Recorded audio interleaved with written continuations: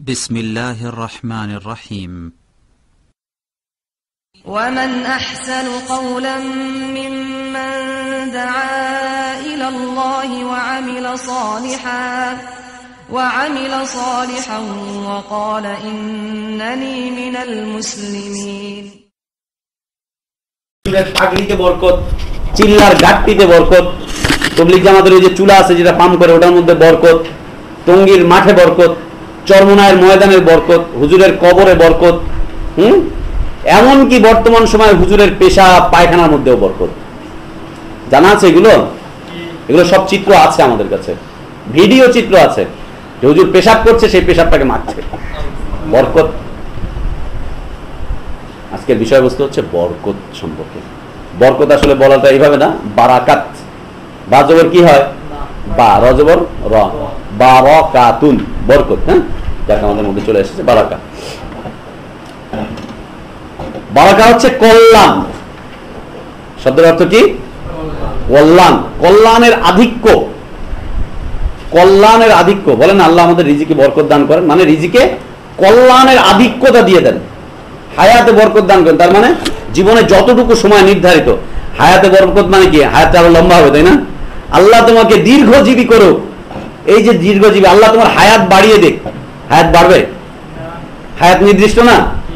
মানুষের হায়াত, মৌত, দৌলত, রিজিক, শোহরত, সন্তান পাওয়া না পাওয়া, বিয়ে শাদী করা, এগুলো সব কি লিপিবদ্ধ? বাড়বে কমবে? বলছে যে আল্লাহ তোমার হায়াতটাকে লম্বা করে দিক, অনেক দিন বাঁচো, তোমার হায়াতের চাইতে আরো 10 বছর আল্লাহ বাড়িয়ে দিক।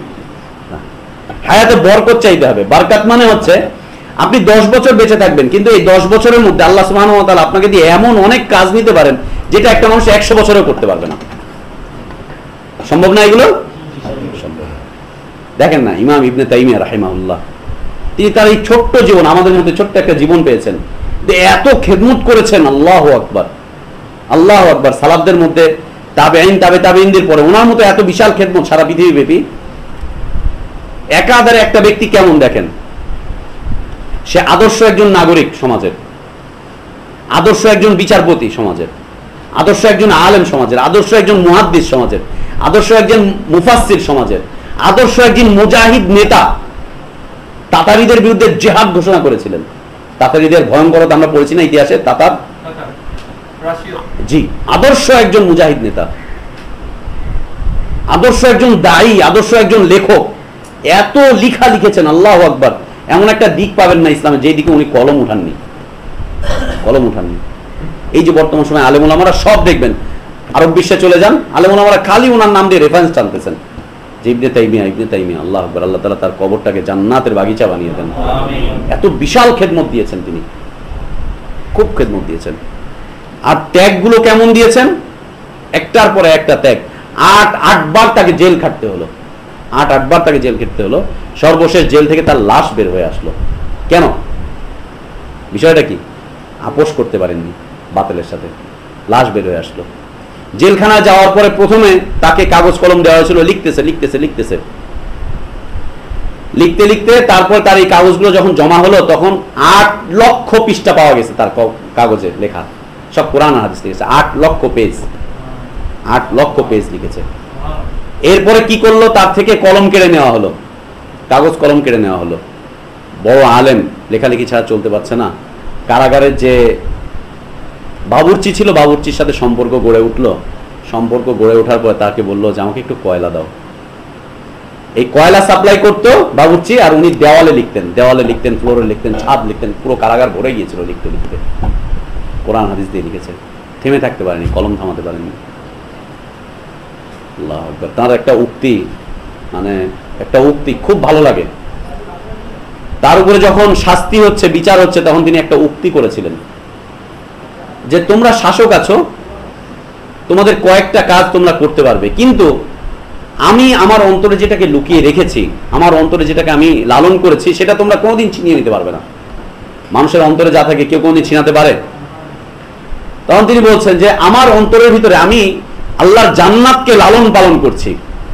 আমার অন্তরে আমার সবসময় জান্নাতের তামান্না, সবসময় জান্নাতের দিকে আমি আছি, জান্নাতটাকে আমি লালন পালন করছি। এটা তুমি কোনোদিন সরিয়ে নিতে পারবে না। দেখো, তোমরা শাসক হয়ে তোমরা কয়েকটা কাজ করতে পারবে। 1 নাম্বার কাজ হচ্ছে তোমরা আমাকে মৃত্যুদণ্ড দিয়ে আমাকে মেরে ফেলতে পারবে।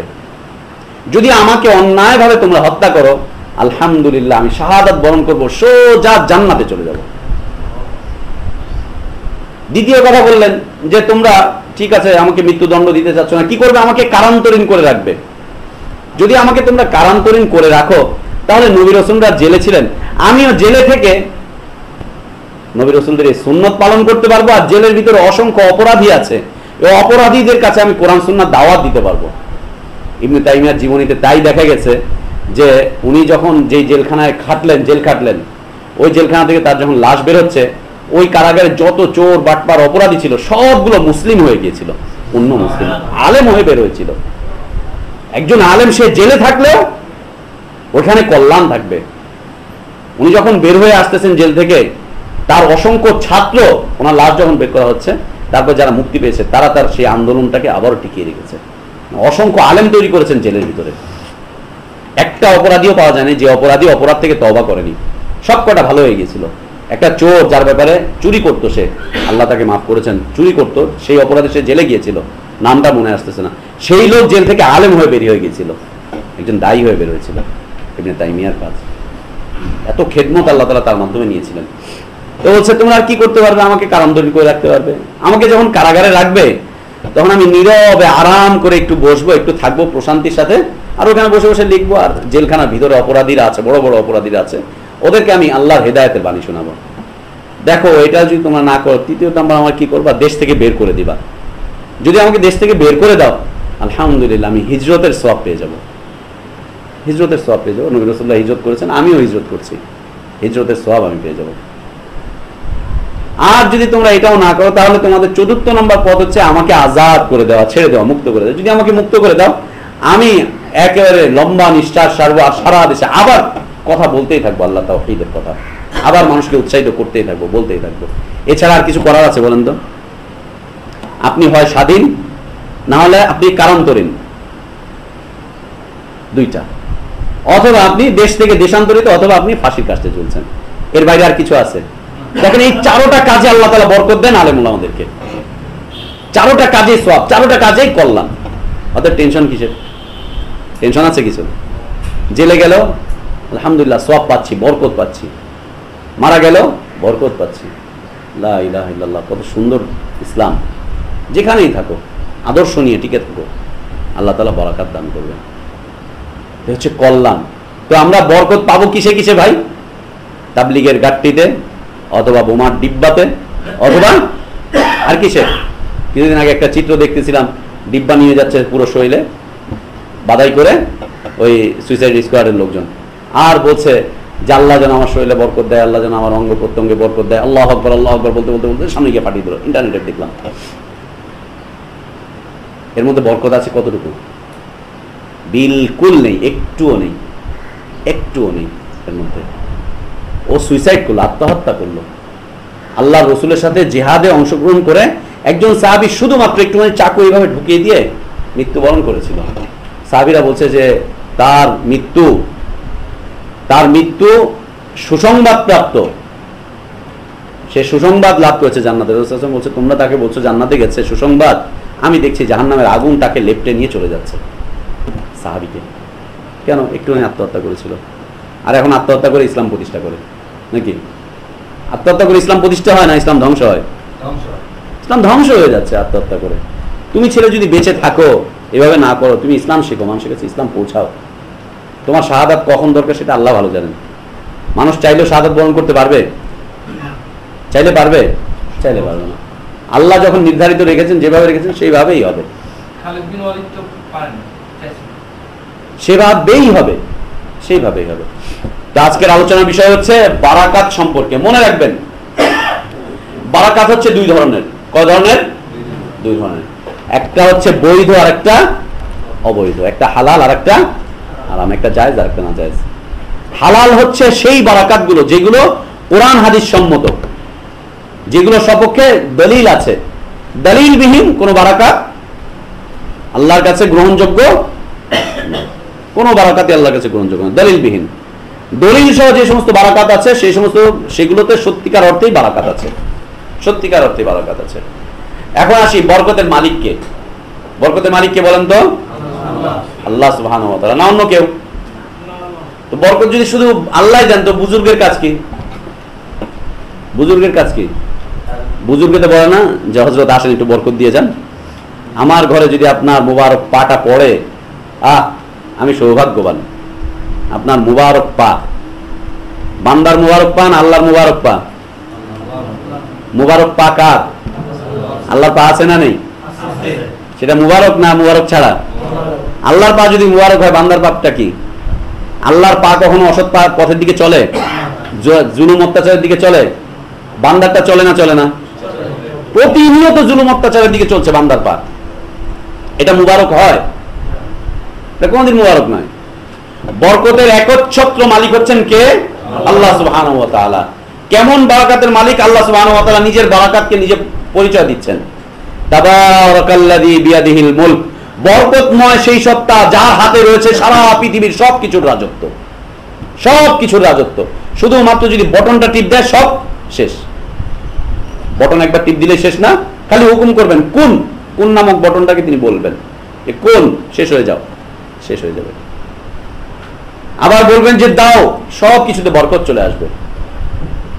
তাবারাকাল্লাযী বিয়াদিহিল মুলক ফাসুবহানাল্লাযী বিয়াদিহি মালাকুতু কুল্লি শাই ওয়া ইলাইহি তুরজাউন। তাবারাকাল্লাযী নাযালাল ফুরকান আলা আবদিহি লিয়াকুনা লিল আলামিন নাযীরা। বরকতময় সত্তা যিনি ফুরকানকে অবতীর্ণ করেছেন। ফুরকান কার নাম? আল্লাহর একটা নাম। বাংলাদেশে ফুরকান মানুষের নাম আছে না? নিষিদ্ধ ফুরকান নাম রাখা। ফুরকান মানে হচ্ছে কোরআন, ও মানুষটা কোরআন। এ ফুরকান ভাই মানে এ কোরআন ভাই। ফুরকান নাম আছে না? যার নাম ফুরকান, কথা পরে হবে, যার নাম ফুরকান সে আগাম কুকাম সবকিছু করে বেড়ায়। অথচ ফুরকানকে আল্লাহ অবতীর্ণ করেছেন হক বাতিলের মধ্যে পার্থক্য সৃষ্টিকারী। ফুরকান মানে হচ্ছে হক বাতিলের মধ্যে পার্থক্য সৃষ্টিকারী।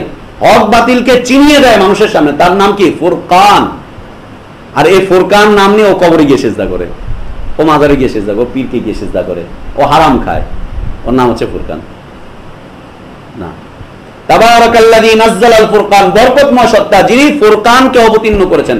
ফুরকান হচ্ছে কোরআনের আরেকটা নাম। কেন?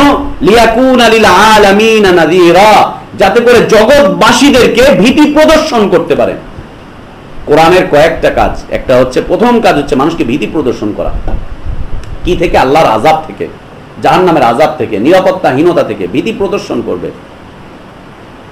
দ্বিতীয় কাজ হচ্ছে মানুষকে খালি সুসংবাদ দাও, আযাবের কথা বলো এবং সুসংবাদও দাও। খালি আযাবের কথা বলে মানুষকে বৈরাগী বানিয়ে দিও না, তাদেরকে সুসংবাদও প্রদর্শন করো। আবার সুসংবাদ দিতে দিতে কোটি কোটি হাজার কোটি দিতে দিতে এমন ভাবে বানিয়েছে যে আল্লাহর ভয় নেই, খালি আল্লাহর সাথে প্রেম করে আর ভালোবাসে, খালি আল্লাহর সাথে প্রেম ভালোবাসা, মিলন টিলন সব চলতেছে। সুসংবাদ দিতে না, হারাম, নিষিদ্ধ। অবৈধ পথে আল্লাহর সাথে সুসম্পর্ক চলে নাকি? কখনো চলে না। আল্লাহর সাথে প্রেম করে বসে বসে। ও বাপ মায়ের সাথে প্রেম করতে পারে না, সন্তানের সাথে প্রেম করতে পারে না, প্রেম করে আল্লাহর সাথে। আশিক মাসুক, আস্তাগফিরুল্লাহল আযীম। এই উম্মত আল্লাহকে নিয়ে এত বেয়াদবি করেছে, এত বেশি বেয়াদবি করেছে। আল্লাহ যদি খালি এই বেয়াদবিগুলো ধরতেন, ভেঙে চুরে খান খান হয়ে যেত এই দেশ। এত বেশি বেয়াদবি প্রতিনিয়ত করে। আল্লাহকে লায়লা বলে বলে ডাকে এই চরমনাই পীর। আল্লাহ তুমি আমার প্রেমিকা, আল্লাহ তুমি আমার লায়লা। ওই যে লাইলি মজনুর প্রেম কাহিনী শুনেছেন না?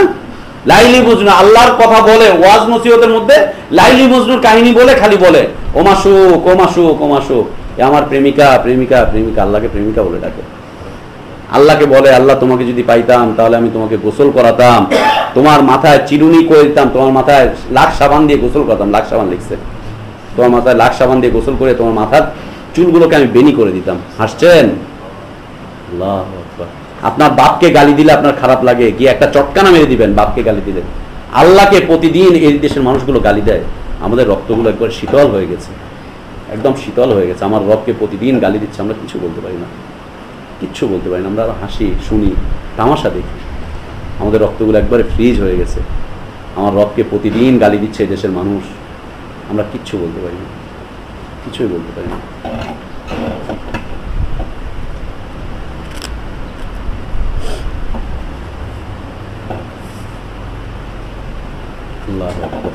আল্লাহ যদি আমাদেরকে এই অপরাধেই ধরেন, আমরা এর উত্তর দিতে পারবো না যে যে তোমার সামনে আমাকে গালি দেওয়া হয়েছিল, তোমরা কি করেছো, কি করেছো, কি আমাকে গালি দিয়েছে প্রতিনিয়ত। আল্লাহর অংশ নির্ধারণ করছে, মসজিদে বসে বসে আল্লাহকে গালাগালি করে। গালাগালি করতে হলে খালি কুকুর, শুয়োর, বিড়াল ওগুলো বলতে হবে? ভদ্র ভাষায় গালাগালি না এগুলো। আল্লাহর সাথে প্রেম করে, আল্লাহর সাথে মিলন ঘটায়, আল্লাহর সাথে সহবাস করে, নাউজুবিল্লাহ। আল্লাহকে বলে যে তুমি কোলবালিশ হয়ে আমার কাছে চলে এসো। আস্তাগফিরুল্লাহ আল-আযীম। মুসলিম সমাজ এই গালি দেয় আল্লাহকে। আর আমরা এতটাই নির্বোধ হয়ে পড়েছি, সেগুলো শুনি, হাসি, মনের ভিতরে কিছুই জ্বলে না, একটুও জ্বলে না। অথচ বাবাকে গালি দিলে শরীরে আগুন জ্বলে ওঠে, মাকে গালি দিলে আগুন জ্বলে ওঠে, নিজেকে গালি দিলে আগুন জ্বলে ওঠে, আল্লাহকে গালি দেয়, রসুলকে গালি দেয়। এতটাই নির্বোধ আমরা যে আমাদের সামনে এই কাজগুলো করা হয়, আমরা কিছুই বলি না, ওদেরকে কিছুই বলি না।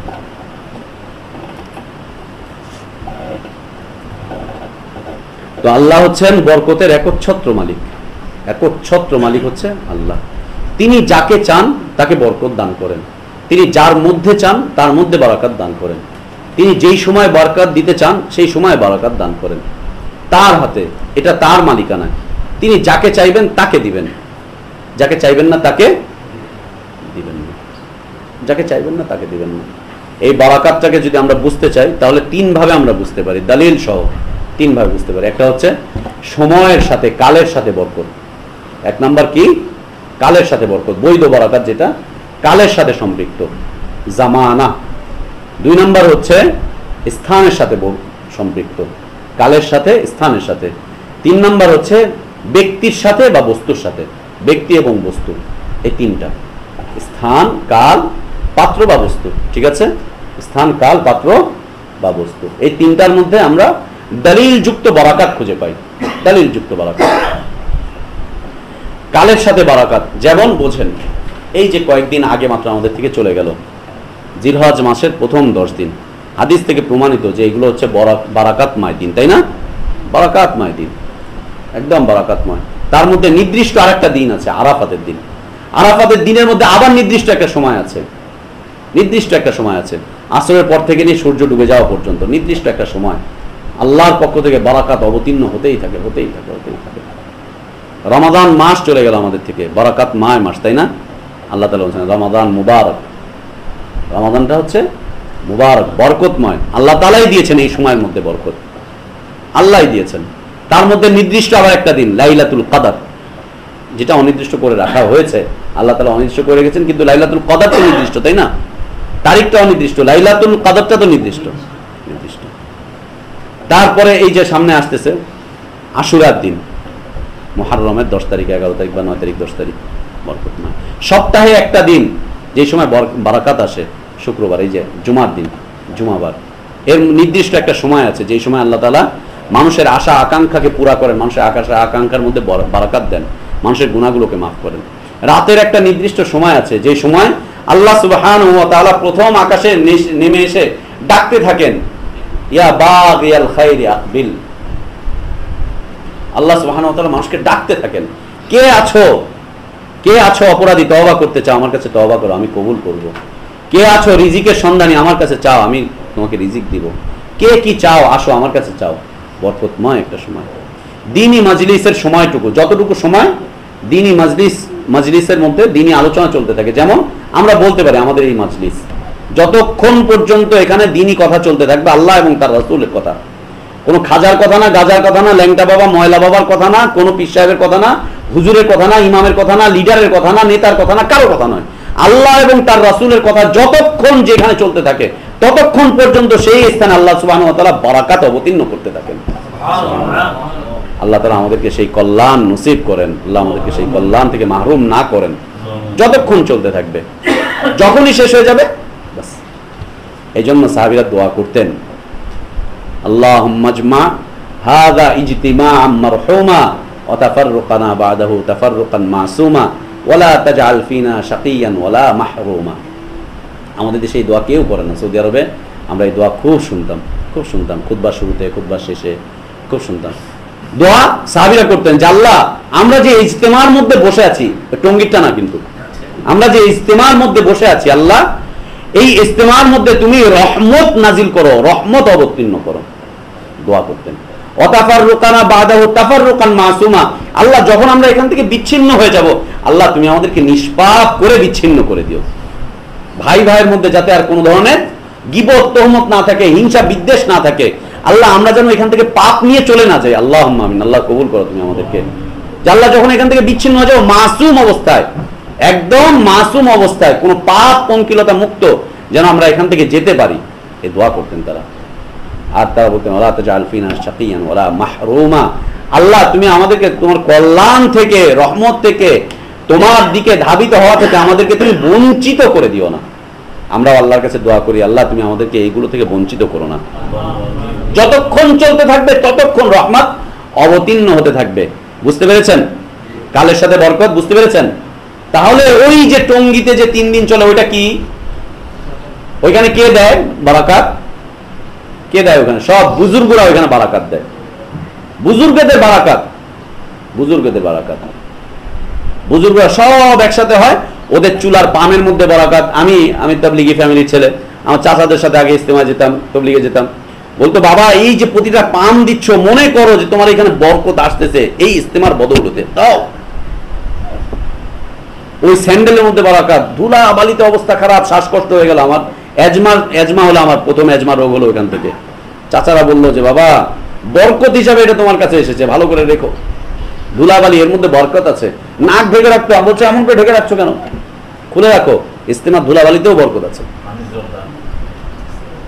এতগুলা ইন্ডিয়ান বাবা খায় আর বলে ওর ভিতরে বরকত। দেশি বাবা চলে না, ইন্ডিয়ান দাদাদের বাবা দরকার। আর ওখানে যা ইচ্ছা তাই করে না। বারাকাত সময়ের সাথে যেটা, সেটা অবশ্যই নির্ধারিত। বুঝতে পেরেছেন আপনারা? যে কথা বললাম সবগুলা দলিল যুক্ত। কোরআনেও পাবেন, হাদিসেও পাবেন। রমাদান মাস বরকত মাস, হাদিসে অসংখ্য দলিল আছে, অসংখ্য দলিল আছে। তারপরে লাইলাতুল কদর বারাকাতময় রজনী, দলিল রয়েছে কোরআনে হাদিসে। জিলহজের 10 দিন দলিল রয়েছে। আশুরা মুহররমের এই যে 2 দিন 3 দিন 2 দিন দলিল রয়েছে কোরআনুল কারীমে। জুমার দিন, জুমার দিবস দলিল রয়েছে কোরআনুল কারীমে, হাদিসের দলিল রয়েছে। এগুলো হচ্ছে বারাকাতময় সময়। আপনার বছরের 3 দিন ওই যে ইয়ের সময়, ইস্তেমার সময়, তারপরে পীর সাহেবের ওইখানে যে বাৎসরিক মাহফিল, হ্যাঁ, সেটা একবার পূর্ব কোণে হয়, একবার পশ্চিম কোণে, একবার উত্তর কোণে, একবার দক্ষিণ কোণে। হ্যাঁ, খাজা বাবার ওরস মাহফিল, আপনাদের এলাকার হালকা জিকিরের মাহফিল, সব বরকতময়, তাই না? এখন তো হরতালও হয়ে গেছে বরকতময়। হরতাল করে যেগুলো দিয়ে মানুষকে একের অস্থিতিশীল করে তুলছে, সেগুলো হচ্ছে বরকতময়। আর ডিব্বার ভিতরে বরকত, সবকিছুতে বরকত। লা ইলাহা ইল্লাল্লাহ। না, সময় বরকত বুঝতে পেরেছেন আপনারা? কনফিউশন আছে? দলিল থাকতে হবে। হ্যাঁ, চরমনায়ের ওই 3 দিন যদি মাঘ মাসের 3 দিন বরকতময় হয়, আনো কোরআন থেকে একটা দলিল পেশ করো যে এই যে 3 দিন বরকতময়।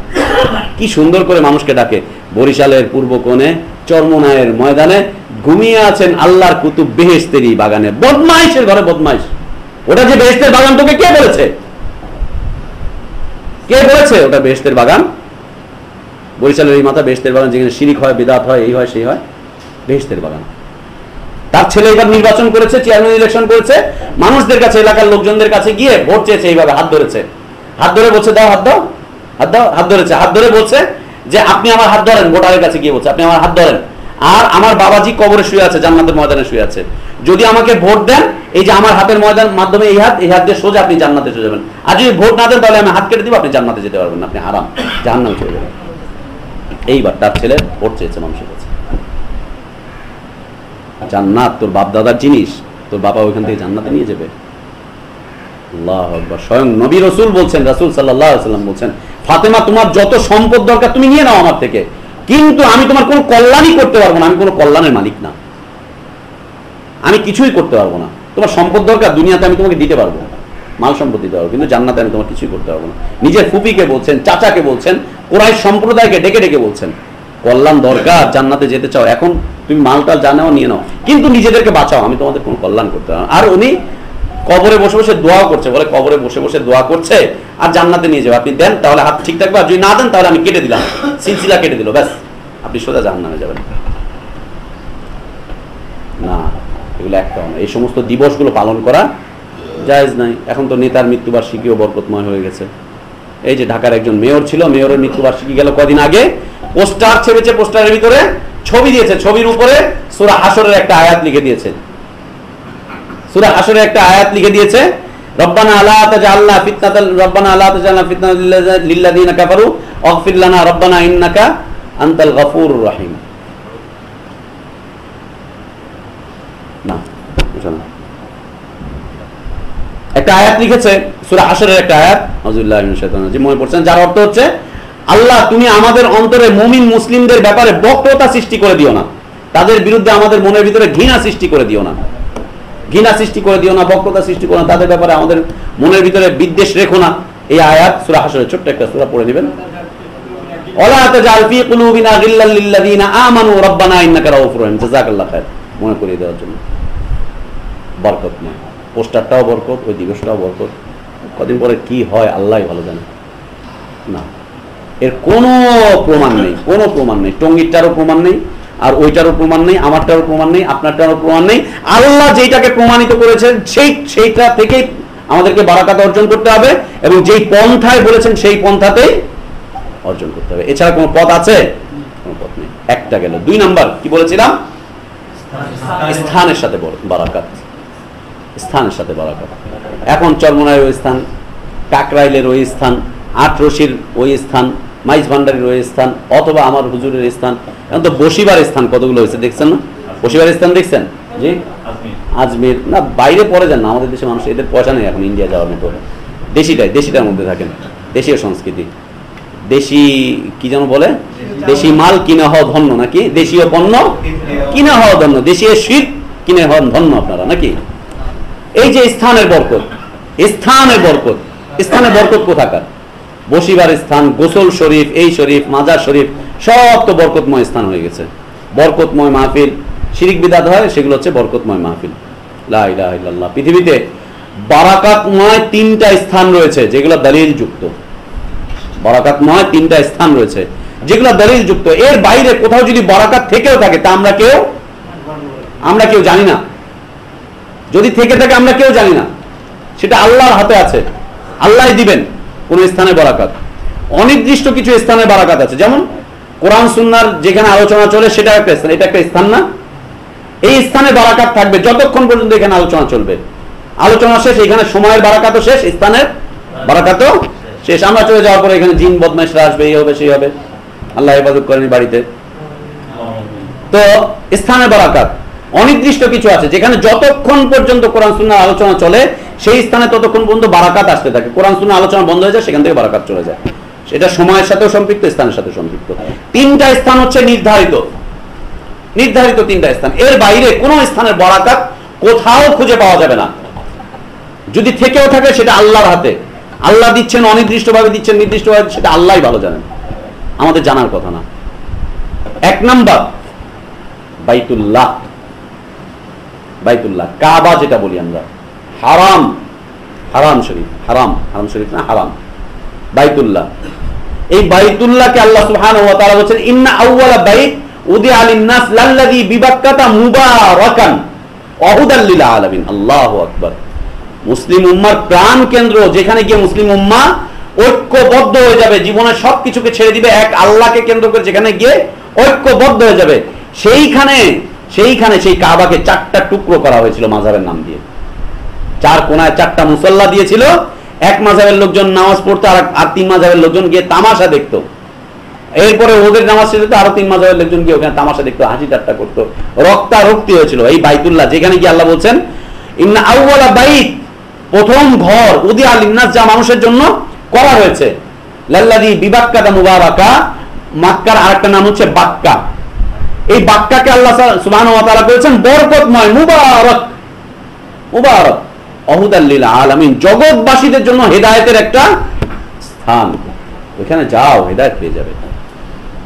সেটাকে খণ্ড খণ্ড করেছে মাযহাবের নাম দিয়ে, তরিকার নাম দিয়ে, এই কোণায় পড়ে তো ওই কোণায় পড়ে, এর পিছনে নামাজ হারাম তো ওর পিছনে নামাজ মাকরুহ, ওর পিছনে মুস্তাহাব তো ওর পিছনে নাজায়েজ, বাস চলছে। স্থানের বরকত বুঝতে পেরেছেন? মক্কা হচ্ছে বারাকাতময় স্থান। সেখানে রাত দিন 24 ঘন্টা সারা বছর আল্লাহর পক্ষ থেকে বারাকাত অবতীর্ণ হতেই থাকে। আল্লাহর পক্ষ থেকে বারাকাত অবতীর্ণ। যান না ওইখানে, যান, ওইখানকার পানি খাবেন, সারাদিন শুধুমাত্র পানি খেয়েই চলতে পারবেন, খাওয়া দাওয়া করা লাগবে না। ওইখানে যে পানিটা রয়েছে জমজমের পানি, ও খিদা নিবারণ করে। আমরা এই পানিটা খাচ্ছি শুধু তৃষ্ণা যায়, আমার পেটে এখন প্রচন্ড খিদা লেগেছে, এই পানি খেয়ে কতক্ষণ চলতে পারবো? 1 ঘন্টা 2 ঘন্টা। তারপরে জমজমের পানি খেয়ে সারা বছর বেঁচে থাকতে পারবেন, সারা বছর বেঁচে থাকতে পারবেন। অনেক নজির দেখা গেছে। জমজমটাকে রাসূল সাল্লাল্লাহু আলাইহি ওয়াসাল্লাম বলছেন খাদ্য, জমজমটাকে রাসূল সাল্লাল্লাহু আলাইহি ওয়াসাল্লাম বলছেন ওষুধ, জমজমটাকে রাসূল সাল্লাল্লাহু আলাইহি ওয়াসাল্লাম বলছেন পানীয়, তৃষ্ণা মেটায়।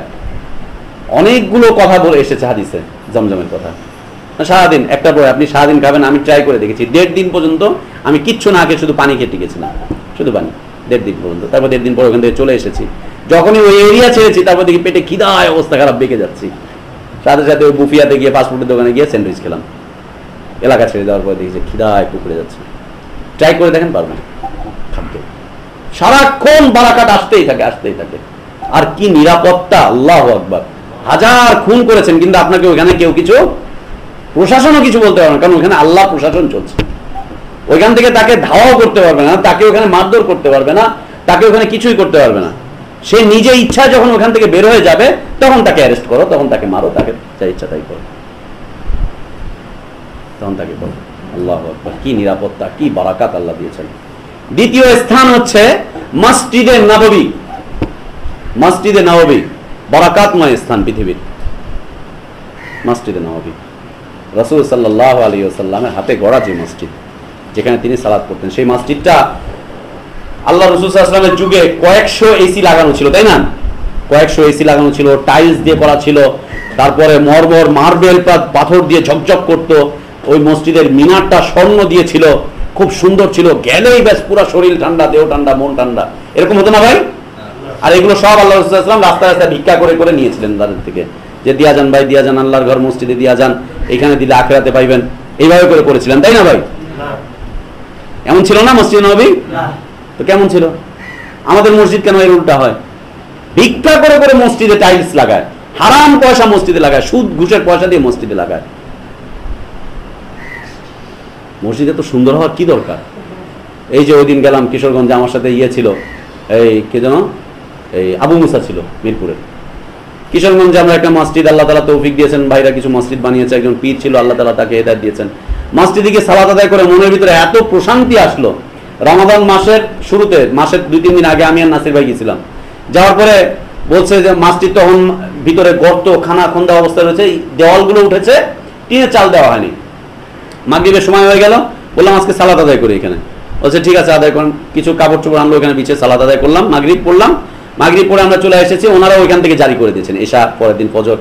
ছাদবিহীন অবস্থায় ইতিকাফ করেছে তারা কয়েকজন মসজিদে, বৃষ্টি পড়ছে, কোনো রকম একটুখানি ওই যে প্লাস্টিকের চট বিছিয়ে ইতিকাফ করেছে। সেখানে ঈদের সালাত হলো, রমজানে কোরবানি। এখন পর্যন্ত সেই মসজিদে টিনের চাল ওই বাঁশ দিয়ে আর বেড়া দিয়ে এইভাবে টেনে রেখেছে, উপরে ওই শেড বসাতে পারেনি এখন পর্যন্ত, টাকার অভাবে। মাটিগুলো এখনো সমান হয়নি, প্লাস্টিকের চট বিছানো। সেখানে নামাজ পড়ে আসলাম, সালাত পড়লাম, এত মজা লাগলো, এত প্রশান্তি লাগলো যে গরিব একটা এলাকায় আল্লাহর ঘর মসজিদ, সবগুলো মানুষ কোরআন আর সুন্নাহ মানে, কোরআন সুন্নাহর বাইরে একটা কথাও তাদের বলার আদেশ নেই। হচ্ছে এখানে কেউ কথা বলবেন না কোরআন হাদিসের বাইরে। সেখানে তারা রমাদান মাসে সালাত আদায় করেছে, বৃষ্টি আসতেছে, কাদা পানি মাটিতে লাগতেছে, শরীরের মধ্যে লাগতেছে। আমরা ওইখানে সালাত পড়লাম, কপালের মধ্যে মাটি লাগলো, কি যে ভালো লাগলো, মনে হচ্ছে যেন মসজিদ নবী সেই আদলে মসজিদগুলো গড়ে উঠতেছে। উচিত তো এমনই, এমনই হওয়া উচিত। টাইলস দিয়ে, মার্বেল পাথর দিয়ে, এই দিয়ে সেই দিয়ে মসজিদ বানাচ্ছে, কোরআন হাদিসের খবর নেই। ওখানে হচ্ছে আড্ডাবাজি, ওখানে হচ্ছে মানুষের গড়া আইন দিয়ে চলে, কোরআন হাদিসের কোনো খবর থাকে না, না চলবে না।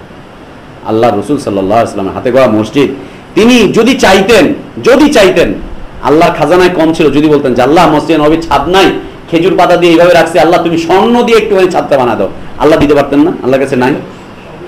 এমন সাহাবী গড়ে উঠেছিলেন যাদেরকে শুধু বলতে দেরি হতো, বাড়ি ঘর সব বেচে এনে মসজিদে দিয়ে দিতে পারতো খুব সুন্দর করে। সেই সময় তো শিল্প ছিল, সেই সময়ও শিল্প ছিল।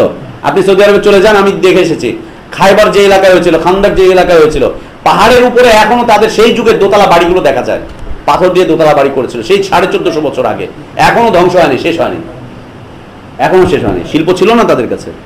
শিল্প ছিল তো। আল্লাহ রাসূল চাইলে বলতে পারতেন না? বললে তারা এনে দিত না? সব এনে দিয়ে দিত, কিন্তু করলেন না। কি অবস্থায় রাখলেন?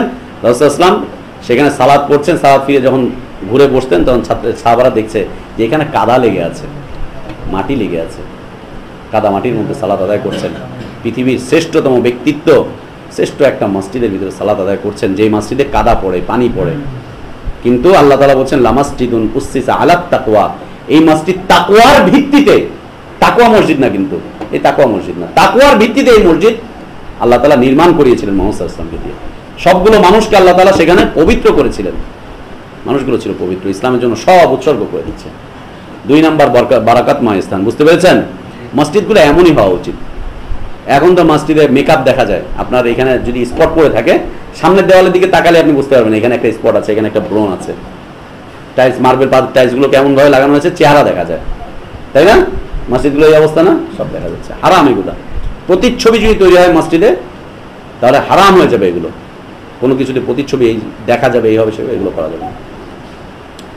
3 নম্বর বারাকাতময় স্থান হচ্ছে বাইতুল মুকাদ্দাস। বাইতুল মুকাদ্দাস মুসলমানদের প্রথম কিবলা, ফার্স্ট কিবলা।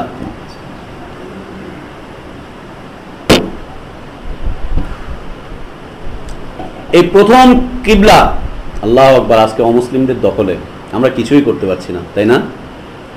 কিছুই করতে পারছি না। ইহুদিরা সেটাকে আটকে রেখেছে, তার অপমান করছে, অবমাননা করছে, আর মুসলিমরা এখন নিজস্ব দলাদলিতে লিপ্ত হয়ে আছে। বাইতুল মুকাদ্দাস যেই দেশে, সে দেশের মানুষগুলো এখন ক্ষমতা নিয়ে পাগল, উন্মত্ত হয়ে আছে, নেশা পেয়ে বসেছে তাদেরকে ক্ষমতার। ওইখানে যে 2-3টা গ্রুপ আছে যাদেরকে আমরা মুজাহিদ বলছি, ওরা লড়াই করছে শুধুমাত্র ক্ষমতার জন্য, আর বাইতুল মুকাদ্দাসকে জাতির সামনে উপস্থাপন করছে যে আমরা যদি ক্ষমতা যাই বাইতুল মুকাদ্দাসকে পুনরুদ্ধার করবো, এই করবো সেই করবো। ক্ষমতায় এসেছে, কিছুই করেনি ওরা, কিছুই করেনি ওরা। ক্ষমতার নেশায় উন্মত্ত হয়ে আছে, বাইতুল মুকাদ্দাসকে অপবিত্র করছে, ওদের কিছুই করার নাই। এই যে এখন যারা ক্ষমতায় আছে, এরা যখন ক্ষমতায় আসলো, ভোট পাওয়ার পরে প্রথম কনসার্টটা করেছে বাইতুল মুকাদ্দাসের পাশে। টেলিভিশনে আমরা ছবি দেখেছি, বাইতুল মুকাদ্দাসের পাশে কনসার্ট করেছে, সেখানে উলঙ্গপনা হয়েছে, ব্যয়াপনা হয়েছে, মদ্যপান করেছে এই মুসলিমরা। ওরা বলে বাইতুল মুকাদ্দাসকে পুনরুদ্ধার করার জন্য আমরা ক্ষমতায় যেতে চাই, ওইটাকে নাম করে মানুষের কাছে ক্ষমতা চেয়েছে। যেমন আমাদের দেশে বলে না, আল্লাহর আইন চাই আর সৎ লোকের শাসন চাই, দেন না একটা। যখন যায় তখন কি করে, যা ইচ্ছে তাই করে। ওই করেছে, আর বাইতুল মুকাদ্দাসের পাশে বসে তারা কনসার্ট করে। এরা বাইতুল মুকাদ্দাসের হেফাজত করবে? ওদের জন্য আমাদের মায়া কান্না না, এইবার মুসলিম যুবকদেরকে আবার দাঁড়াতে হবে ইমানের তাকাত নিয়ে, ইমানের শক্তি নিয়ে, ইমানের জ্ঞান নিয়ে, জ্ঞানের সাথে সামনের দিকে অগ্রসর হতে হবে মুসলিম যুবকদেরকে। দাওয়াতের মাধ্যমে বাতিলের এই আখড়াগুলোকে একটা একটা করে ভেঙে চুরে খান খান করে দিতে হবে, ইসলামের আদর্শ দিয়ে, ইসলামের আহ্বান দিয়ে। আল্লাহ আমাদেরকে তৌফিক দান করেন। এই বাইতুল মুকাদ্দাস পবিত্র স্থান, বারাকাতময় স্থান, এই 3টা স্থানের বারাকাতের কথা আল্লাহ সুবহানাহু ওয়া তাআলা বর্ণনা করেছেন। রাসূলুল্লাহ সাল্লাল্লাহু আলাইহি ওয়াসাল্লাম বলেছেন, এর বাইরে আর কোন স্থানের বরকত, বিশ্বাস করেন কেউ যদি একটা প্রমাণ আনতে পারে, আমি মতিউর রহমান সর্বপ্রথম সেই স্থানে যাব, সর্বপ্রথম সেই স্থানে যাব। কোনো দলিল নেই। আর সেই দেশ থেকে 5000 কিলোমিটার দূরে বাংলাদেশের এখন পূর্ব কোণে আর পশ্চিম কোণে সব বরকতময় স্থান হয়ে যাচ্ছে, তাই না? কোনো দলিল নেই। স্থানের বারাকাত, বুঝতে পেরেছেন? আরেকটা ছিল যেটা বলছিলাম, কি সেটা? ব্যক্তি এবং বস্তুর মধ্যে বরকত। আসেন, ব্যক্তির বরকত, বরকতময় ব্যক্তিত্ব। পৃথিবীতে যতজন নবী রাসূল এসেছিলেন সবাই ছিলেন বারাকাতময়, আল্লাহর পক্ষ থেকে তাদেরকে বারাকাতময় করে দেওয়া হয়েছিল। আল্লাহর পক্ষ থেকে যতজন নবী রাসূল এসেছিলেন, কোরআনুল কারীমে 25 জন নবী রাসূলের নাম এসেছে। এদের প্রত্যেকের কথা এসেছে, এরা হচ্ছে বারাকাতময়, যতদিন পর্যন্ত বেঁচে ছিলেন, মরার পরে না, যতদিন বেঁচে ছিলেন, যতদিন পর্যন্ত বেঁচে ছিলেন। সূরা মারিয়াম পড়েন, আল্লাহু আকবার। ঈসা আলাইহিস সালাতু ওয়াস সালাম পৃথিবীতে আসলেন, অলৌকিক একটা জন্মগ্রহণ তার, তাই না? অলৌকিক জন্মগ্রহণ না, এটা একটা মুজিজা ছিল। বাপ ছাড়া তিনি পৃথিবীতে এসেছেন। আল্লাহ যে পারেন সবকিছু, তার একটা নমুনা পৃথিবীবাসীর কাছে দেখিয়ে দিয়েছেন, যে দেখো আমি পারি। বাবা ছাড়া পৃথিবীতে আসলেন, অলৌকিক একটা ঘটনা। আর এইরকম আর একটা অলৌকিক ঘটনা ভারতবর্ষেও ঘটেছিল, তা জানেন আপনারা? কার ঘটনা? আশরাফ আলী থানভীর, হ্যাঁ, রহমতুল্লাহ আলাইহি, না? আশরাফ আলী থানভীর বেহেশতি জোরের ভূমিকাতে পড়বেন, ওখানে লিখেছে জন্ম বৃত্তান্ত পড়বেন, প্রথম লাইনেই লেখা যে তার জন্মটা একটা অলৌকিক ঘটনা পরিমণ্ডিত, অলৌকিক ঘটনা ঘিরে রেখেছে তার জন্ম বৃত্তান্তকে। কি জিনিস বলছে? প্রথম কথা যে তার বাবার অ্যালার্জি হয়েছিল বিভিন্ন ওষুধ খাওয়ার কারণে, তার প্রজনন ক্ষমতা, যৌন শক্তি একবারে শেষ হয়ে গিয়েছিল, কিছুই ছিল না। আচ্ছা, যার যৌন শক্তি শেষ হয়ে গেল, তার সন্তান হলো কি করে? ছি ছি ছি ছি। এই কথাগুলো লিখতে লজ্জাও লাগে না? লজ্জাও লাগে না এই কথাগুলো লিখতে? অলৌকিক ঘটনা, তার বাবার একেবারে সব শেষ হয়ে গিয়েছিল। তারপরে আরো কতগুলো শিরকি কথাবার্তা আছে, ওদিকে আর গেলাম না এখন। তো ঈসা আলাইহিস সালাতু ওয়াস সালামের জন্মটা হচ্ছে একটা অলৌকিক ঘটনা। তিনি যখন পৃথিবীতে আসলেন, আসার পরে তার মায়ের উপরে বিভিন্ন অপবাদ আসা শুরু হয়ে গেল। এই কি বলে, মারিয়াম এমন করেছে অমন করেছে, কি ব্যাপার, এই সন্তান আসলো কোত্থেকে আসলো, কেন আসলো, কি ব্যাপার, ও কোত্থেকে কি করলো, একে তো আমরা ভালো জানতাম, সালেহা জানতাম, একে তো আমরা ভালো জানতাম, সালেহা জানতাম, এই জানতাম সেই জানতাম, কেন এই কাজটা করলো? এই কথাগুলো চারদিক থেকে ভেসে আসতেছে। হ্যাঁ, কথা শুনেন, চারদিক থেকে এই কথাগুলো ভেসে আসতেছে তার উপরে। তখন মা মারিয়াম আলাইহিস সালাম তিনি একদম চুপ, এবং তার পুত্রটাকে ঈসা আলাইহিস সালাতু ওয়াস সালামকে একটা দোলনার মধ্যে শুইয়ে দিয়েছেন। শুইয়ে দিয়ে এখন তার উপরে যখন কথোপকথন আসছে, তিনি তখন তার দিকে ইশারা করে দিচ্ছেন, বাচ্চার দিকে, যে আমার সাথে কথা বলে লাভ নেই, আমি চুপ, তুমি বাচ্চার সাথে কথা বলো। যখন বাচ্চার দিকে ইশারা করে দিয়েছেন, তখন লোকজন বলছে যে কি ব্যাপার, এর সাথে আমরা কি কথা বলবো? ছোট বাচ্চা কথা বলতে পারে? একদিনের বাচ্চা কথা বলতে পারে? একদিনের বাচ্চা কথা বলতে পারে না।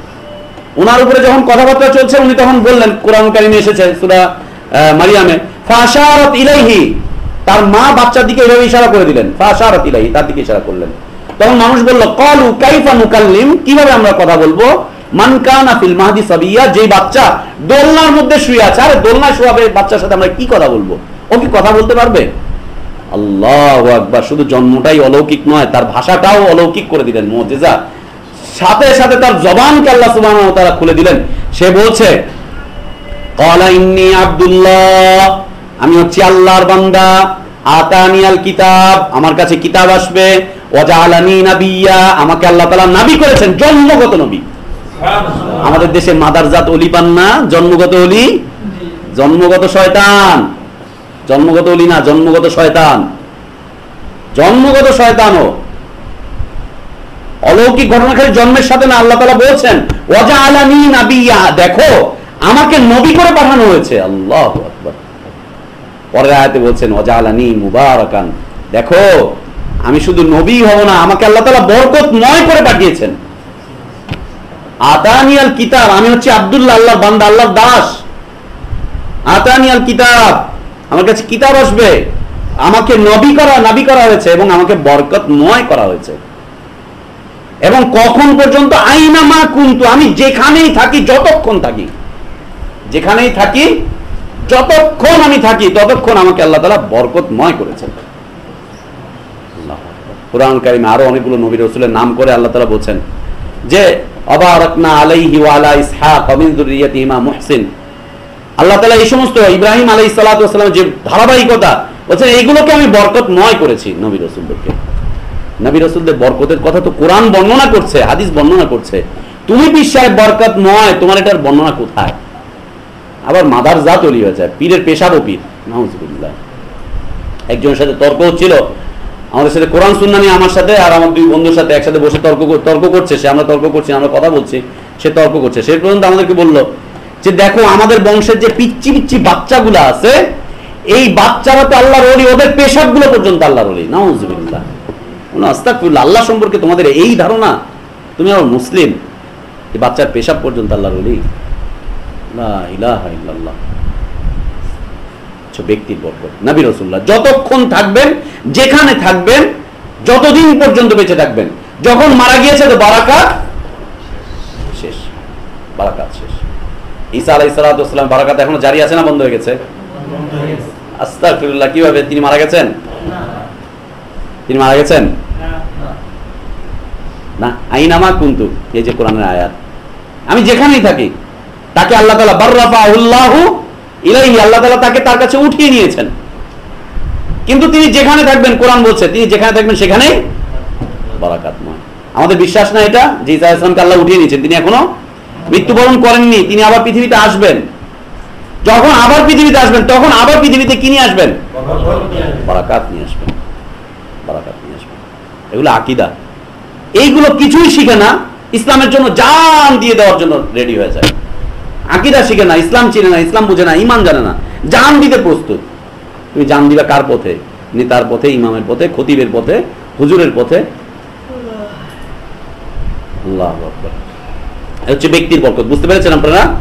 নবী রাসূলুল্লাহ হচ্ছেন বারাকাত, মানে যতদিন পর্যন্ত যেখানেই থাকুক, যখনই মারা গিয়েছে তখন আসেন বরকতময় বস্তু।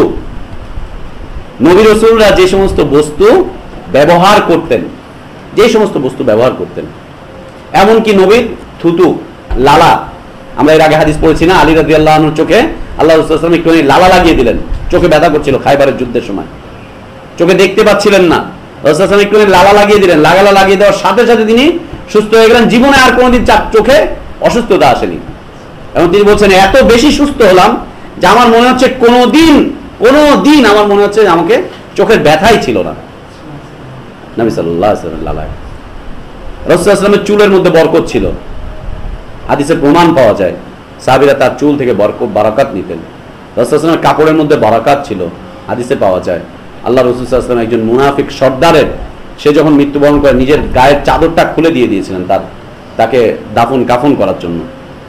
সাহাবীরা জিজ্ঞেস করছেন, ইয়া রাসূলুল্লাহ, এই মুনাফিক সর্দারের জন্য আপনি এইভাবে দিলেন? বলছে আমি আশাবাদী আল্লাহর কাছে, আল্লাহ যদি তাকে মাফ করে দেয়, আল্লাহ যদি তাকে মাফ করে দেয়। নবী রাসূলদের ব্যবহার্য বস্তু। আর রাসূল সাল্লাল্লাহু আলাইহি ওয়াসাল্লামের চুলে বারাকাত ছিল, হাদিসে প্রমাণিত। কিছুদিন ছিল, রাসূল সাল্লাল্লাহু আলাইহি ওয়াসাল্লামের মৃত্যুর কিছুদিন পরে ছিল, তারপরে হঠাৎ করে সেগুলো শেষ হয়ে যায়, ওগুলো আর খুঁজে পাওয়া যায়নি। কিন্তু সেটা এই চুলের পা ছিল, হাত পা ছিল, এগুলো বিমানের মতো করে চলাফেরা করতে করতে ভারতে কাশ্মীরে চলে আসলো। আসার পরে এখানে হযরত বাল মসজিদ হয়ে গেল। হযরত বাল মসজিদ, হযরত বাল মসজিদের নাম শুনেছেন না? আল্লাহ, কি শুনেছেন আপনি বাংলাদেশের মানুষ? হযরত বাল মসজিদ নিয়ে কত আন্দোলন, তারপরে গুলাগুলি, মারামারি, কাটাকাটি হলো, তারপরে দাঙ্গা হলো। হযরত বাল মসজিদ, কিছু সংখ্যক চুল, এতগুলো চুল ওইখানে রাখা আছে, ওই চুলকে গিয়ে সেজদা করে, ওই চুলের জন্য যুদ্ধ চলে, ওই চুলের জন্য অনেক মানুষ মারা গেছে। ওই চুলের কাছে যা চায় তাই পায়, হযরত বাল মসজিদ। শুনেন আপনারা? আল্লাহু আকবার। আপনিও শুনেননি? হযরত বাল মসজিদ আছে কাশ্মীরে, জম্মু কাশ্মীরে। এটাকে নিয়ে কত জাতিগত দাঙ্গা হলো, কত মানুষ মারা গেল। ওর থেকে কার মাথার চুল নিয়ে আসছে, কুত্তার চুল না মানুষের শুয়োরের চুল, আল্লাহ ভালো জানে। এতগুলা চুল, হাদিসে যে প্রমাণ পাওয়া যায় সেটা হচ্ছে 7-8টা চুল ছিল একজন সাহাবীর কাছে, মাত্র 7-8টা চুল। সেটাকে তিনি একটা পাত্রের মধ্যে ডুবিয়ে রেখে দিতেন, অসুখ বিসুখ হলে পানিটা খেতেন রাসূল সাল্লাল্লাহু আলাইহি ওয়াসাল্লামের এই বরকতে। তারপর হঠাৎ করে সেটা করতে কি হয়, এটার ইতিহাস খুঁজে পাওয়া যায় না। আর হযরত বাল মসজিদে এতগুলো চুল আছে, এতগুলো চুলকে নিয়ে সেজদা করছে, এই করছে, সেই করছে। আর যদি রসুলের চুলও হয়ে থাকে, মেনে নিলাম না, রসুলের চুলও যদি হয়ে থাকে, রসুলের চুলকে সেজদা করবে? রসুলের চুলের কাছে কল্যাণ কামনা করবে? কল্যাণ দিতে পারবে রসুলের চুল? হযরত বাল মসজিদ, এখানে যা ইচ্ছা তাই হচ্ছে। নবী রাসূলদের ব্যবহার্য বস্তু। তারপরে নবী রাসূলদের যে সমস্ত মুআজিজা ছিল, যেমন মুসা আলাইহিস সালাতু ওয়াস সালামের একটা লাঠি ছিল, ওইটা দিয়ে তিনি যখন ইচ্ছা তখন ফেরাউনকে মারতেন, পিটাতেন, তাই না ভাই? লাঠি যখন আছে পিটাই, ফেরাউন তো তাগুতকে পিটাও, খালি পিটাও, তাগুতের বিরুদ্ধে আন্দোলন, নাকি তাই করতেন না? ওই লাঠিটা ছিল বরকতময়, প্রমাণিত মুআজিজা, আল্লাহর পক্ষ থেকে ওটার মধ্যে দেওয়া হয়েছিল। বিশাল বিশাল জাদুঘরের সাপগুলোকে খেয়ে ফেললো, জাদুগুলো শেষ হয়ে গেল। তার কথা কোরআনেও এসেছে যে মুসা তোমার হাতে কি? বলছে আসাই, এটা হচ্ছে আমার লাঠি। কি করো এটা দিয়ে? আতাওয়াক্কাউ আলাইহা ওয়া আহুশু বিহা আলা গানামি। আমি যখন একেবারে ক্লান্ত হয়ে যাই তখন ওটাকে রেখে তার উপরে ট্যাগ লাগিয়ে দাঁড়িয়ে থাকি। ওয়া আহুশু বিহা আলা গানামি, আমি এটা দিয়ে আমার ছাগল পাগলগুলোকে লালন পালন করি, ছাগলগুলোকে আমি এটা দিয়ে দৌড়াদৌড়ি করে ছাগলকে ঠিকঠাক করি। পৃথিবীতে যতগুলো প্রাণী আছে এর ভিতরে তেরা একটা প্রাণী হচ্ছে কি? ছাগল। অনেক নবী রাসূলকে দিয়ে আল্লাহ তাআলা এই ছাগলের লালন পালন করিয়েছেন। ছাগলের উপরে আল্লাহ, ছাগলে কিন্তু লাভ আছে জানেন, হাদিসে ছাগলের কথা আছে। আমাদের দেশে ছাগল পালাটাকে মানুষ খারাপ কথা বলে, ছাগল পালে পাগলে, ছাগল পালে পাগলে, এই কথা বলে না? আসলে কিন্তু এটা না, হাদিসে কথা আছে যে যারা ছাগল পালে তাদের এই ব্যবসায় আল্লাহ তাআলা বরকত দান করেন। সৌদি আরবে যে দেখবেন যার যত বেশি ছাগল, সে তার এলাকার ভিতরে তার বেশি প্রতিপত্তি। জিজ্ঞেস করে কয়টা ছাগল আছে তোমার মাজরা কত বড়? এত বড়। মাশাআল্লাহ মাশাআল্লাহ, খুব ভালো কথা বলে। ছাগলে বরকত আছে, ছাগল লালন পালন করেন, দেখবেন সংসারে আয় উন্নতি হবে, সংসারে। ভালো জিনিস, খুব ভালো জিনিস। নবী রাসূলকে দিয়ে আল্লাহ তাআলা করিয়েছেন। অনেকগুলো শিক্ষা আছে এর মধ্যে, অনেকগুলো শিক্ষা আছে, আয় উন্নতি হয় খুব। তো বলছে আতাওয়াক্কাউ আলাইহা ওয়া আহুশু বিহা আলা গানামি ওয়ালিয়া ফিহা মাআরিবু উখরা, এটা দিয়ে আমি আরো অনেকগুলো কাজ করি। অনেকগুলো কাজ করি, ওই যে জাদুকরদের সাথে লড়াই হলো, এই হলো সেই হলো, অনেকগুলো কাজ করি, বস্তুতে বরকত, রাসূল সাল্লাল্লাহু আলাইহি ওয়াসাল্লাম থুতুতে বরকত। তারপরে ওই যে আমরা জানি সুলাইমান আলাইহিস সালাতু ওয়াস সালাম একটা লাঠির উপরে ট্যাগ লাগিয়ে দাঁড়িয়েছিলেন না, যখন বাইতুল মুকাদ্দাস নির্মাণ করছেন? কতদিন পর্যন্ত দাঁড়িয়েছিলেন? আল্লাহর কাছে তিনি সূরা লোকমান পড়বেন, নামাল পড়বেন, নামাল পড়লে এই ঘটনা পাবেন। লোকমান আলাইহিস সালাতু ওয়াস সালামের নামে ছোট ছোট কিতাব বের হয়েছে, সব মিথ্যা কথাবার্তা লিখেছে, মিথ্যা কথাবার্তা লিখেছেন। তিনি দাঁড়িয়ে দাঁড়িয়ে জিনদেরকে দিয়ে বাইতুল মুকাদ্দাস নির্মাণ করাচ্ছেন। তারপরে ওই লাঠির মধ্যে ট্যাগ লাগানো অবস্থায় তিনি মৃত্যুবরণ করলেন। আল্লাহর কাছে দোয়া করেছিলেন যে আল্লাহ তুমি যদি এখনই প্রকাশ করে দাও তাহলে শেষ, ওরা আর কাজ করবে না। উনি দাঁড়িয়ে থাকলেন ওই অবস্থায়, দাঁড়িয়ে থাকতে থাকতে থাকতে থাকতে একটা পর্যায়ে বাইতুল মুকাদ্দাস নির্মাণ করা শেষ হয়ে গেল, দেখা গেল লাঠিটাও ভেঙে গেছে, উলুতে খেয়ে লাঠিটাকে শেষ করে ফেলেছে। ওটাও নির্মাণ শেষ, তিনিও টাস করে পড়ে গেলেন। জিনরা এসে বলছে আমরা যদি আগে জানতাম তাহলে সুলাইমান আমাদেরকে দিয়ে এই কাজ করাতে পারতই না, কবে কাজ ছেড়ে দিতাম। কোরআনে এসেছে সূরা নামলে যে আমরা যদি জানতাম যে সুলাইমান মারা গেছে, কবে আমরা এখান থেকে চলে যেতাম, সুলাইমানের ভয়ে আমরা এই কাজগুলো করেছি। আল্লাহু আকবার। লাঠির মধ্যে বরকত, এই লাঠির মধ্যে বারাকাত ছিল। নবী রাসূলদের ব্যবহার্য বস্তুগুলোর মধ্যে আল্লাহ সুবহানাহু ওয়া তাআলা বারাকাত রেখেছিলেন। যখন আবার তিনি মারা গেছেন তখন আবার শেষ, মারা যাওয়ার সাথে সাথে ওই যে উলুতে খাওয়া শুরু করে দিল, একটা একটা করে উলু খেতে খেতে যখনই তার শেষ তখন লাঠিও পড়ে গেল, তিনিও পড়ে গেলেন। কয়েকদিন আগে ইন্টারনেটে একটা ছবি দেখলাম, এই সিরিয়াতে না কোন দেশে একজন আলেম, বড় শায়েখ, তিনি মসজিদে বসে তাফসির করতেছেন। নেটে আপনার ছবি পাবেন, তাফসির করতেছেন, মসজিদের ভিতরে লোক বসে, আপনারা কেউ দেখেছেন কিনা আল্লাহ ভালো জানেন। তাফসির করতেছেন, তাফসির করতে করতে একটা আয়াতের কথা বলতেছেন, এখানে ঠেকে যাচ্ছে, গড়গড় গড়গড় করে আওয়াজ হচ্ছে, তিনি কথা বলতে পারছেন না। তারপরে ওই আয়াতের তাফসিরটা, সূরা বাকারার আয়াতের তাফসির, গড়গড় করতেছে, আওয়াজ আসতেছে, করতেছে। তার মানে মৃত্যুর সময়, মৃত্যুর একটা গারগারা আছে না, হাদিসে এসেছে, কোরআনেও এসেছে, মৃত্যুর আগে একটা গারগারা আসে। কোরআন তাফসির করতেছেন, গড়গড় গড়গড় করে শব্দ আসতেছে, আর তিনি কথাবার্তা তেমন একটা বলতে পারছেন না। ওই আয়াতটুকু শেষ করলেন, তাফসিরটা শেষ করলেন, শেষ করার সাথে সাথে ঠাস করে পড়ে যাচ্ছে। কি সুন্দর মৃত্যু! আল্লাহর কালামের তাফসির করতে করতে মৃত্যুবরণ করছেন, ঠাস করে পড়ে যাচ্ছে। মুসল্লিরা সব যারা শ্রোতা ছিল সবাই এসে ধরতেছে, ধরে দেখে যে কি সুন্দর মৃত্যু, কি সুন্দর মৃত্যু। তো নবী রাসূলদের ব্যবহার্য বস্তুর মধ্যে বরকত, আর কিছু কিছু বস্তুতেও আল্লাহ সুবহানাহু ওয়া তাআলা বারাকাত দেন। যেমন হুজুরের দরগার মাটিতে বরকত আছে, তাই না? হুজুরের দরগার পিলারের মধ্যে বরকত আছে, তাই না? আর হুজুরের দরগার ওই যে ধুলাবালি এইগুলো এগুলো সেগুলো সবকিছুতে বারাকাত আছে। আর বিশ্ব ইস্তেঞ্জার মাঠের ইস্তেঞ্জাখানার বরকত তো আছেই, ওটা তো আছেই।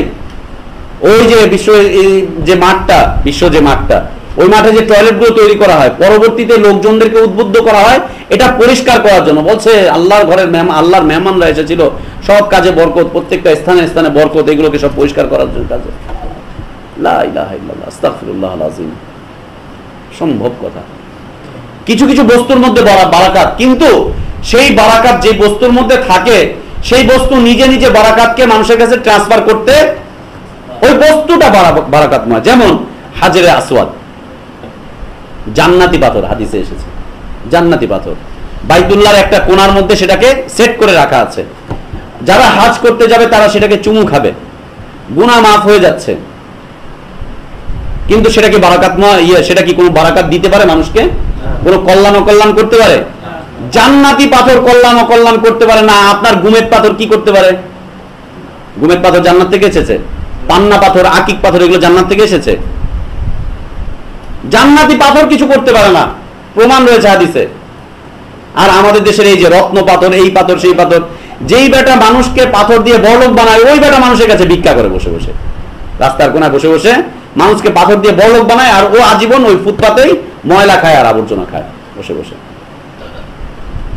এই বাইতুল্লাহর মধ্যে যে হাজরে আসওয়াদটা লাগানো রয়েছে, ওমর ইবনুল খাত্তাব রাদিয়াল্লাহু আনহু, আল্লাহু আকবার, কত মর্যাদাবান সাহাবী, কত মর্যাদাবান সাহাবী। আল্লাহ তাআলা তার আকাঙ্ক্ষায়, তার পরামর্শের কারণে, তার পরামর্শের উপরে তিনি যে যে পরামর্শগুলো দিয়েছেন রাসূলুল্লাহ সাল্লাল্লাহু আলাইহি ওয়াসাল্লামকে এবং সাহাবাদেরকে, সেই সমস্ত পরামর্শের ভিত্তিতে প্রায় 27টা আয়াত আল্লাহ সুবহানাহু ওয়া তাআলা অবতীর্ণ করেছেন, প্রায় 27টা আয়াত।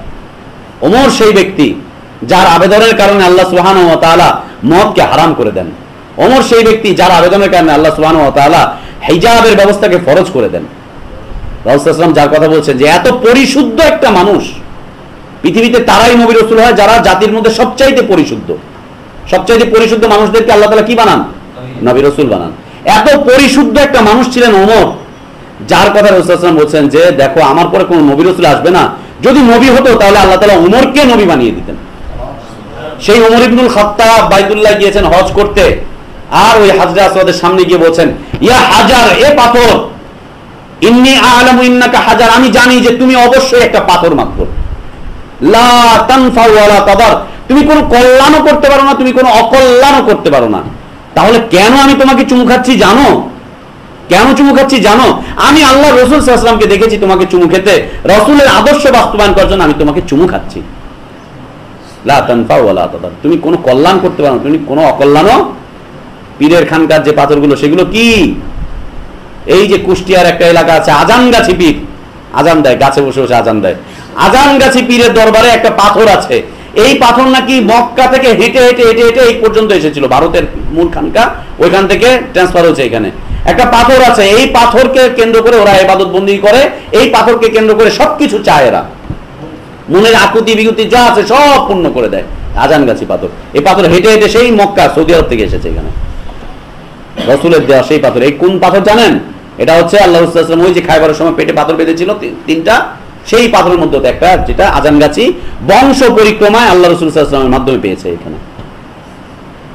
তাও পাথরের সঙ্গে পরিধি হচ্ছে এত বড়, রাসূল সাল্লাল্লাহু আলাইহি ওয়াসাল্লাম বেঁধেছিলেন এতটুকু পাথর, এত বড় পাথর, বড় হয়েছে, বড় হয়ে গেছে। বস্তুতে বরকত, বস্তুতে বরকত, কিন্তু সে নিজে নিজে দিতে পারে না, নিজে নিজে দিতে পারে না। বাইতুল্লাহ চলে যাবেন, গিয়ে দেখবেন মাকামে ইব্রাহিম একটা এলাকা, ওই মাকামে ইব্রাহিমে ইব্রাহিম আলাইহিস সালাতু ওয়াস সালামের পদচিহ্ন মিশ্রিত একটা ইয়ে রয়েছে, যেটাকে লিফট বলা হয়। ইব্রাহিম আলাইহিস সালাতু ওয়াস সালাম বাইতুল্লাহ নির্মাণ করেছিলেন অনেক উঁচু, উনি একটা পাথরের উপরে উঠতেন, উঠার পরে এই পাথরটা অটোমেটিকলি এইভাবে চলে যেত, যাওয়ার পর উনি ইট গাঁথতেন, প্লাস্টার করতেন, ইট গাঁথতেন, প্লাস্টার করতেন, আবার যখন প্রয়োজন হতো আস্তে করে নেমে চলে আসতো, আবার প্রয়োজন হলে উঠে চলে যেত। তার পায়ের চিহ্ন দেওয়া ওই পাথরটা এখন পর্যন্ত আছে। বাঙালিরা ওইখানে গিয়ে চুমু করতে চেষ্টা করে, এই করে সে করে, পুলিশ আছে দেয় লাঠি দিয়ে বাড়ি, পায়ের চিহ্ন আছে, তাহলে তোমার সমস্যা কি? এখানে এটাকে চুমু খেতে হবে নাকি? আল্লাহ তাআলা এটাকে নিদর্শন হিসেবে ওখানে রেখে দিয়েছেন, নিদর্শন আছে। সেখানে দুই রাকাত সালাত পড়া সুন্নত করেছেন, যারা হজ উমরা করতে যাচ্ছে ওটার আশপাশে 2 রাকাত সালাত পড়বে। ওখানে চুমু খেতে হবে কেন? ওখানে এই করতে হবে কেন? না, হ্যাঁ শেষ হয়ে গেছে। তারপরে বাইতুল্লাহ, এখন বাইতুল্লাহ হচ্ছে বস্তু একটা, ওটা স্থান এবং বস্তু। এর যে দেওয়ালগুলো আছে, দেওয়ালগুলো তো বরকতময়, তাই না? জি, ওই স্থানটা বরকত, কিন্তু ওইখানে যে ইটাগুলো আছে একটা ইটারও বরকত হওয়ার কোনো প্রমাণ নেই। মুআবিয়া রাদিয়াল্লাহু আনহু তিনি যখন খলিফা, তিনি তখন বাইতুল্লাহ তওয়াফ করছেন, আর পুরো 4 কোণায় হাত এইভাবে লাগিয়ে লাগিয়ে তওয়াফ করছেন, পুরো 4 কোণায় হাত লাগাচ্ছেন, দেওয়ালের মধ্যে হাত লাগাচ্ছেন, এই করছেন। তখন আব্দুল্লাহ ইবনে ওমর রাদিয়াল্লাহু আনহু ছোট্ট সাহাবী, তিনি গিয়ে মুআবিয়াকে ধরে ফেলছেন। মুআবিয়া, তুমি কেন এই কাজ করছো? 4 কোণায় হাত কেন লাগাচ্ছ? বলছে আল্লাহ বলেছেন ইন্না আউওয়ালা বাইতিন উদিয়া লিন-নাস লাল্লাযী বিবাক্কাতা মুবারাকা, এই মক্কা হচ্ছে বরকতময় ঘর, অতএব এর 4 কোণায় বরকত আছে। সমস্যাটা কি? সমস্যাটা কি? আমি এটাকে ছুলে এখান থেকে বরকত অর্জন করলে সমস্যাটা কি? বলছে মুআবিয়া, এটা তোমার কথা না, এটা আল্লাহ রাসূলের কথা। বলছে এখানে আবার আল্লাহ রাসূলের কথার কি হতে পারে? আমি জানি বরকতময় ঘর, এখান থেকে পুরোটা থেকে আমি বরকত অর্জন করতে পারি। সমস্যাটা কি? বলছে মুআবিয়া, এটা তুমি করতে পারো না, কারণ আল্লাহ রাসূল সাল্লাল্লাহু আলাইহি ওয়াসাল্লাম হয় রুকনে ইয়ামানি ছুঁয়েছেন, না হলে হাজরে আসওয়াদকে ছুঁয়েছেন, এছাড়া অন্য কোন স্থানকে ছুঁতে আমি আল্লাহ রাসূল সাল্লাল্লাহু আলাইহি ওয়াসাল্লামকে দেখিনি। মুআবিয়া, তুমি যেটা করছো এটা হচ্ছে তোমার মুখের কথা, তোমার নিজস্ব চিন্তার কথা, এর সাথে ইসলামের কোনো সম্পর্ক নেই। এখান থেকে যদি বরকত অর্জন করতে হয় তাহলে রুকনে ইয়ামানি ছো অথবা হাজরে আসওয়াদকে ছো, চুমু খাও, এছাড়া আর কিছুই করতে পারো না। না, ওখানকার প্রত্যেকটা ইট বালু বরকতময় নয়, কিন্তু পীর সাহেবের খানকার প্রত্যেকটা ধুলা ইস্তেঞ্জা খানাও বরকতময়। লা ইলাহা ইল্লাল্লাহ। এই বুঝাতে অনেক সময় চলে গেল, বাকিটা আগামী সপ্তাহে হবে ইনশাআল্লাহ। বুঝতে পেরেছি আমরা? স্থানের সাথে, কালের সাথে, পাত্রের সাথে অথবা বস্তুর সাথে, এগুলো দলিল থাকতে হবে। দলিলবিহীন কোনো কিছুতে বরকত আসতেই পারে না। আল্লাহ তাআলা আমাদেরকে তাওহীদ বোঝার তৌফিক দান করেন, সকল প্রকার শিরিক বুঝে তাকে বর্জন করার তৌফিক দান করেন, তাওহীদকে তাওহীদ বুঝে তাকে তার উপরে অটল অবিচল থাকার তৌফিক আল্লাহ তাআলা আমাদেরকে দান করেন। আল্লাহুম্মা আমিন। আল্লাহ আমাদের ইলমে বরকত দান করেন, আল্লাহ আমাদের আমলে বরকত দান করেন, আল্লাহ আমাদের দাওয়াতে বরকত দান করেন, আল্লাহ আমাদের চরিত্রের মধ্যে বরকত দান করেন, আল্লাহ আমাদের রিজিকে বরকত দান করেন, আল্লাহ আমাদের যারা অসুস্থ আছে তাদেরকে আল্লাহ তাআলা সুস্থ দান করেন, যার মনে কষ্ট আছে আল্লাহ মনের কষ্টগুলোকে দূর করে দেন, আল্লাহ তাআলা ঋণগ্রস্ত ব্যক্তিদেরকে ঋণ পরিশোধ করার তৌফিক দান করেন, ব্যবসায়ীদের ব্যবসার মধ্যে আল্লাহ বরকত দান করেন, আল্লাহ আমাদের হালাল রুজিতে বরকত দান করেন, হালাল কামাই করার তৌফিক দান করেন, হারাম থেকে বেঁচে থাকার তৌফিক দান করেন, আল্লাহ আমাদেরকে ইসলাম বুঝে তার উপরে অটল অবিচল থাকার তৌফিক দান করেন, আল্লাহর দ্বীনের জন্য আমাদের জান মাল সবকিছুকে উৎসর্গ করার তৌফিক আল্লাহ আমাদেরকে দান করেন, সকল প্রকার ভ্রান্ত পথ থেকে আল্লাহ আমাদেরকে হেফাজত করেন। আল্লাহুম্মা আমিন ওয়া আখির দাওয়ানা আলহামদুলিল্লাহি রাব্বিল আলামিন ওয়া সাল্লাল্লাহু ওয়া সাল্লাম ওয়া বারাকা আলা নবিয়িনা মুহাম্মদ ওয়া আলা আলিহি ওয়া আসহাবিহি আজমাইন।